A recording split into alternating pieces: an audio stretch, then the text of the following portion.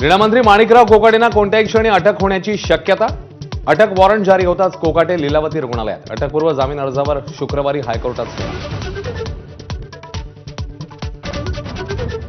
कोकाटेंविरोधातील अटक वॉरंटमुळे धनंजय मुंडेंची मंत्रिमंडळात पुनरागमनाची शक्यता बळावली।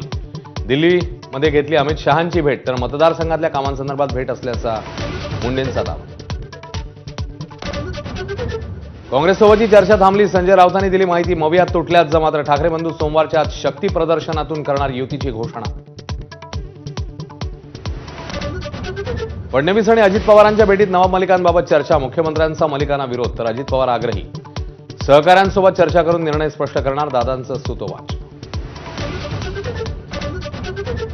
चंद्रपूरमध्ये शिंदेचे उमेदवार कमळ चिन्हावर निवडणूक लढण्याची शक्यता। भाजप आमदार किशोर जोरगेवारांचे संकेत। पालिकेत शिंदेचा एकही नगरसेवक नसल्यानं भाजप अट घालण्याची शक्यता।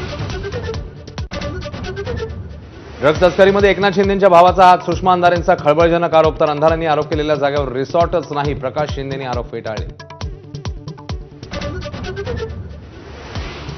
भाजपचा काँग्रेसला मोठा धक्का। दिवंगत कट्टर काँग्रेस नेते राजीव सातव यांच्या पत्नी आणि काँग्रेस आमदार प्रज्ञा सातव यांचा भाजप प्रवेश ठरल्याची सूत्रांची माहिती।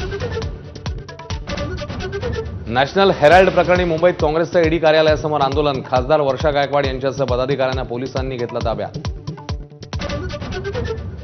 अमरनाथमध्ये भाजप उमेदवाराच्या कार्यालयावर अज्ञाताकडून गोळीबार। आरोपीचं नाव सांगूनही गुन्हा दाखल होत नसल्याचा माजी आमदार नरेंद्र पवारांचा आरोप। पोलीस ठाण्याबाहेर ठिय्या आंदोलन। संभाजीनगरात माजी खासदार इम्तियाज जलील यांच्यावर उधळल्या 500 आणि 100च्या नोटा। बिहार निवडणुकीतल्या कामगिरीच्या सेलिब्रेशन नंतर कार्यकर्त्यांचा उत्साह। नोटा उधळल्यानं टीकेची जोड। स्टार फुटबॉलर मेसी भारतीयांच्या प्रेमात। भारत दौरा आटोपून परतताच इन्स्टावर व्हिडिओ जारी। आपुलकी आणि प्रेमाबद्दल भारतीय चाहत्यांचे आभार।